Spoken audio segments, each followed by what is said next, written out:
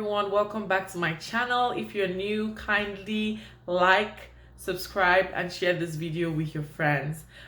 So last week I talked about how I was able to make it through my first year of nursing school, but today I'm bringing more tips on how I've been able to make it so far. So let's dive right into it. My first tip is look for seniors in your program that will be able to help you and give you tips on how they made it through nursing school. So it's always good to have your experience, but it's also good to learn from experience. So when you're able to find out about how they made it through nursing school, for you it'll be easier. Like when I was coming down to Ontario, I used the hashtag of my program and I used hashtag nursing in Ontario, and I was able to find some people that were willing to share their experience with me. Have it in mind that not everybody's gonna reply you. Like there's sometimes I sent messages and I was just like, babes, you know, go reply. I waited there and nobody replied me. So, but there were some people that still helped me and replied, and I was able to grasp that knowledge and use it when I was coming into this new community. The second tip I would like to say is get a summer program, get some learning experience during summer. I think it's the PSW and the Unicare aid, right? So with a PSW is a personal support worker.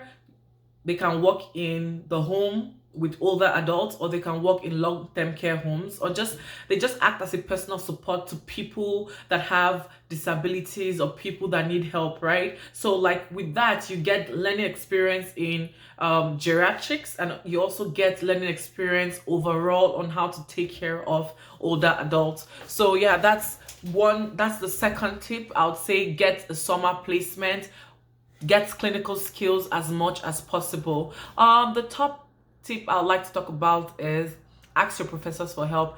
No matter what, ask your professors for help. Like I know in my home country, Nigeria, where we're always scared of our professors. Like when your professor is coming like this, you're running the other way. It's not like that here in Canada. Like they want to help you, they're willing to share resources with you. So let's say, for example, you're in class and you learned about diabetic ketoacidosis, DKA, for example, and you don't understand a part of it. Like what I do is that I send emails to them after class, and make sure not to be rude in your emails. Just send them something please and hello, good day, thank you so much for the lecture. I really enjoyed what you taught in class today, but I'm having problems with this aspect. Kindly help me. What do you think? What resources can I go through to be able to help me through this part of diabetic ketoacidosis? And most times they're willing to help, they're willing to share resources, they're willing to just put you through, and that really makes a big difference, because you're understanding from the same professor that's going to teach you and set your exam questions. So most times, apart from the resources and textbooks, I always try to get their own opinion. Yeah, that's the third tip.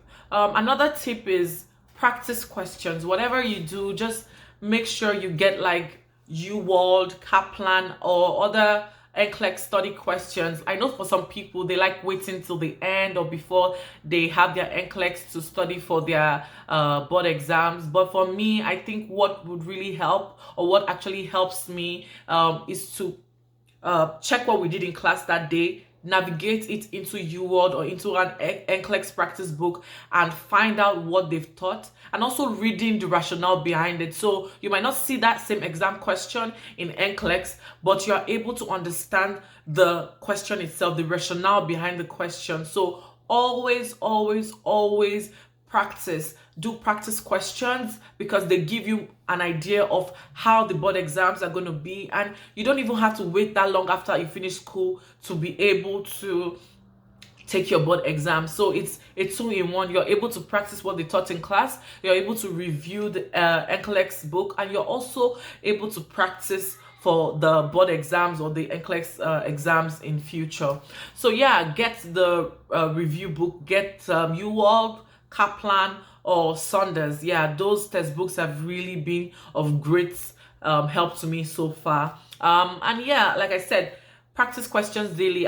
the end of every chapter in a textbook, like medical, surgical, nursing, or pharmacology, they always put like 3 to 5 questions. So if you can practice that, you also have an idea of what is expected to study in that chapter of the textbook. Yeah, so another thing that's helped me, which I stated in my last video, is forming a study group or having a study buddy. So like when you have a study group or a study buddy, you get to know that you can share ideas, you're able to share your knowledge, and you're also able to gain knowledge, because you might not know some things in the textbook and they're also able to bring in whatever they've learned. So it's like you guys are mixing knowledge and gaining from each other, right? It's a give and take relationship. So yeah, study buddies or like study groups are really helpful in nursing school, and you guys are able to brainstorm everything in class together. So even though it's just 30 minutes or 1 hour, you guys meet like bi-weekly or weekly, it's still something. No matter what, it's still something. Like always try to practice as much as possible. Another tip I would like to talk about is procrastination. Procrastination is the killer of man, believe me. It will kill you.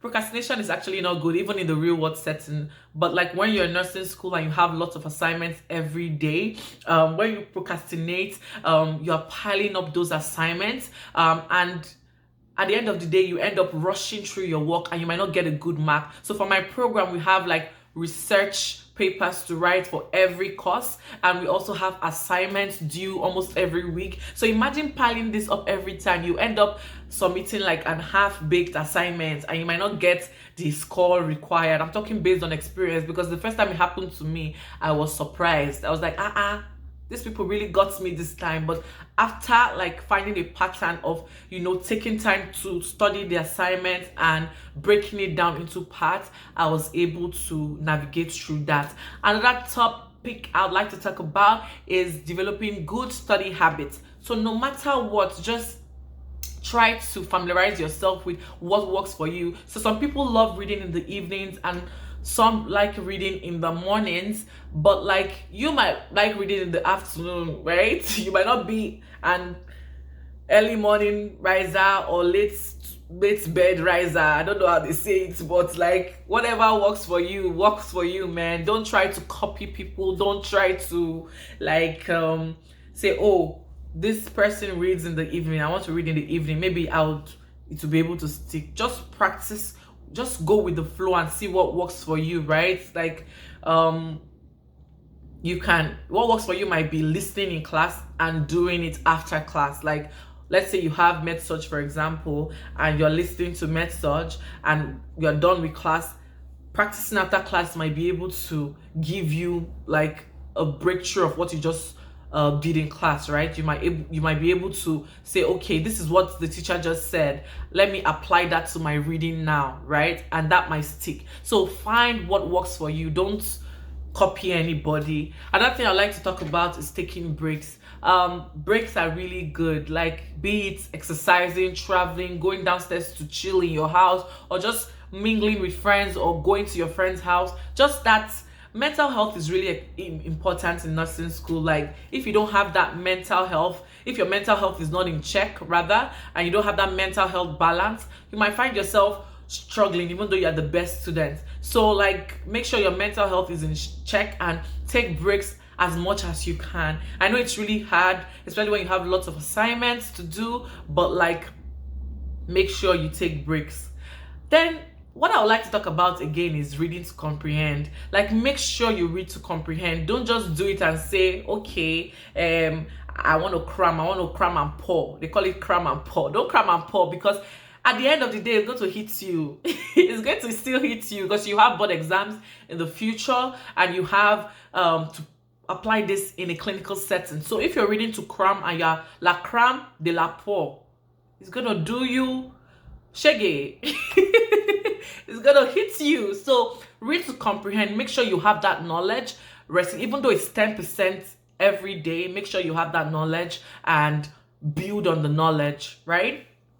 Another thing I would like to talk about is believing in yourself. Believe in yourself. Never give up. Whatever it is, never give up. Make sure that you are able to do it. Don't think you are not good enough, because that would mess with you in the real world setting, because you always second guess yourself. So whatever it is, never give up. Make sure that whatever you do, you are believing in yourself, you are believing in your practice, and it's not hard. If you don't understand a thing, go to a textbook and read it up again to build up on your knowledge. So that's all I have for you today. Like I said, subscribe, like, and share this video, and I'll be bringing you another content next week. So kindly stay tuned to the channel. Take care of yourself. Bye.